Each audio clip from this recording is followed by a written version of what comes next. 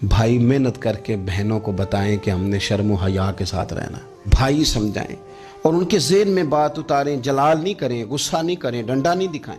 भाई तेरी ज़्यादा जिम्मेदारी। अगर तेरा फ़ोन चल रहा है ना तो ये मत समझना कि तू कोने में छुपा हुआ है तो बहन को पता नहीं चलेगा। अगर घर में तेरा फ़ोन चलता है तो फिर मुश्किल हो जाएगा। अपने ऊपर मेहनत करें, अपने आप को संभाला दें। एक शख्स का संवर जाना उसके दाएं बाएं वालों के संवर जाने की दलील बन जाता है। तू शर्म व हया वाला बन जा ताकि तेरी बहन भी शर्म व हया वाली बन जाए। बेटियों का बाप और बहनों का भाई जितना हया वाला होगा और जितनी घर में हया की तालीम देगा, मुआशरा बड़ा संवर जाएगा। सुन लो, मेरे नबी पाक ने फरमाया, हया कुल की कुल ही भुलाई है।